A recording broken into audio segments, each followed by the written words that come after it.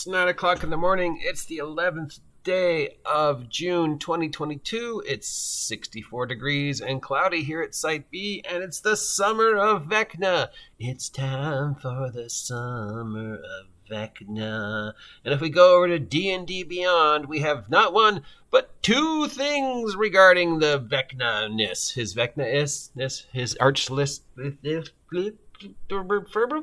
Vecna? I mean, who knows? Maybe we've been saying it wrong all this time. Maybe it's Vecna. We've been saying it Vecna. Whatever. Vecna. We have something called the Vecna Dossier on D&D Beyond. It's free. All you have to do is log on to D&D Beyond, and you get this free dossier about the life and times and history and stuff of our boy Vecna. Includes, things like his parents, why he went bad, his relationship with Kos, how he lost the hand and eye. This is written from the point of view that the hand and eye are still lost, and Vecna has not got them back yet. And includes things like information on the Book of Vile Darkness, which apparently Vecna carries around with him, and his stats, which apparently people think are a little ridiculous because he has 272 hit points. I mean, it's a really odd random number. Is some people is like that too much? Is that not enough? I mean, does he need hit points at all since he's a lich?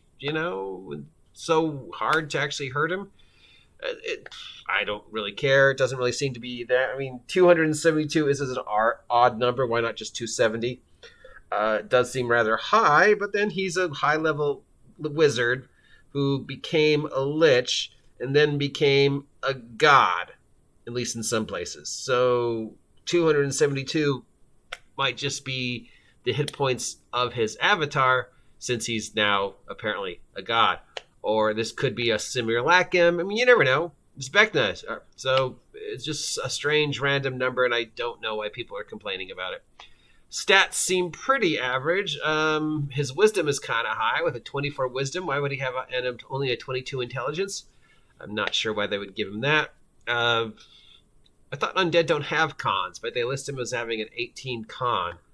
But I thought, you're undead, you don't have a con. Whatever. Then you got his, ridiculous skills, Arcana at plus 22, all his lich stuff, his legendary god resistance,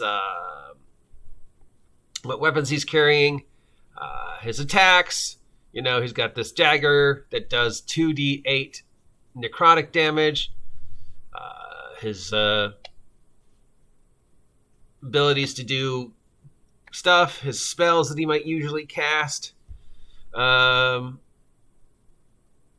stuff like that. Just a general rundown, a simple rundown of stuff Vecna might have should you might run into him. You would think he'd have more spells, but whatever.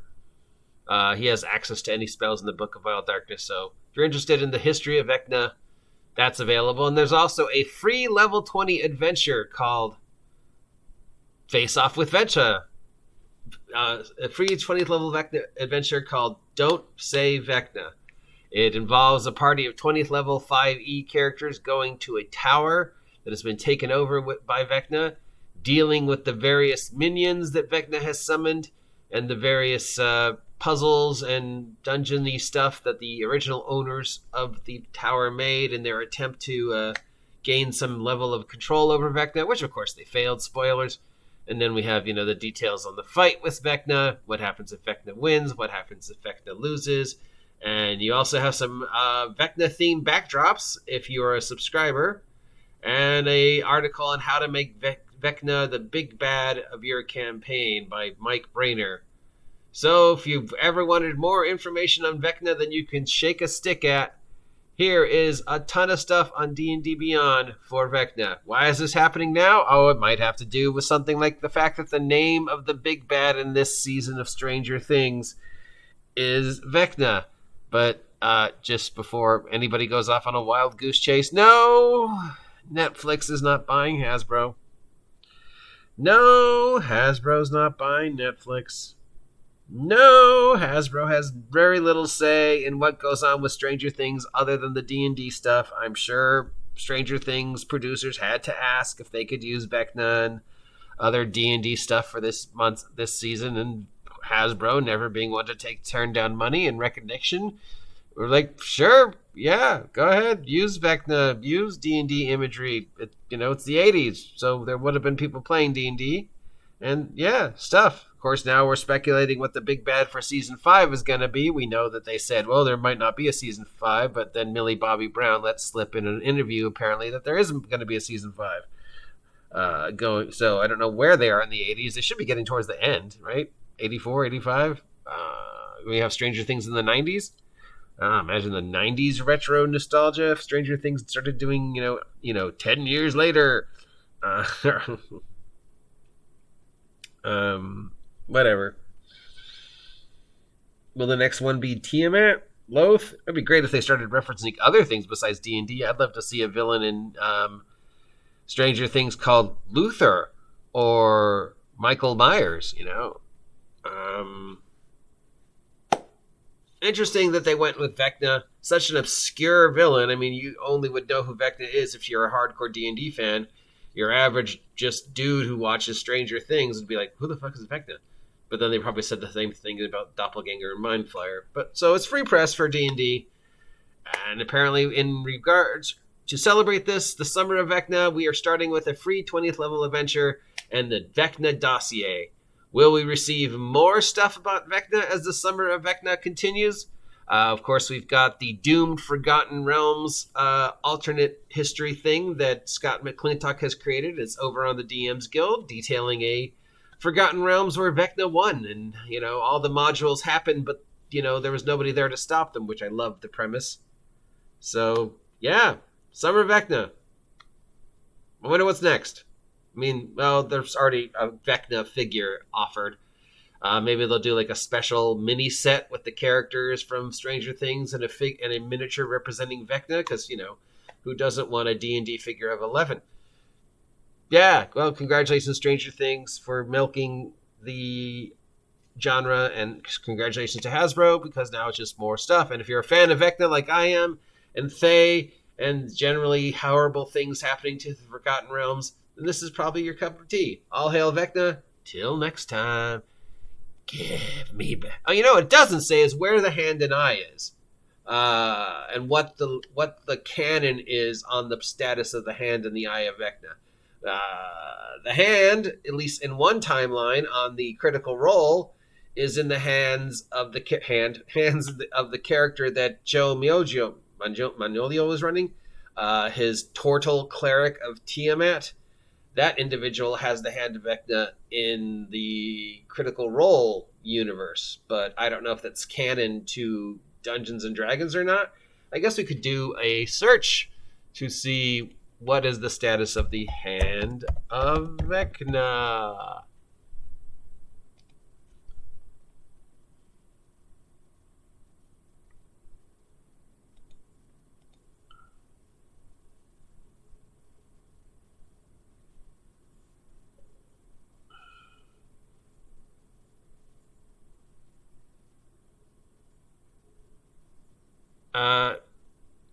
Yeah, it just mentions the guy. The only mention is the guy from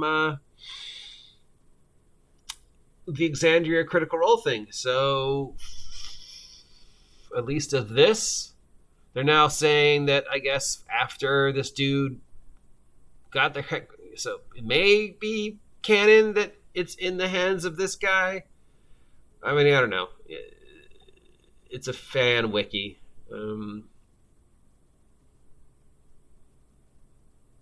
Yeah, that's the only information. So until we see something updated on the D&D Beyond or from Wizards regarding, I think it's just safe to assume that the eye is still somewhere, and the hand is in the hands. That sentence does not work. The dude, Joe Manolio's character that got the hand in the Critical Role thing that he was a part of, still has the hand. At least as of this writing, but that could change. I'm sure if they're going to continue to milk this Vecna, there'll be an adventure involving the hand and eye.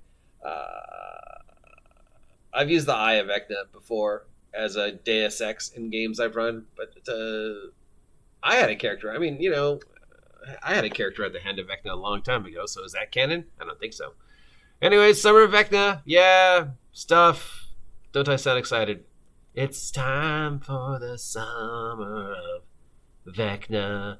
All the dead are brown, and the skies are filled with blood, filled with blood.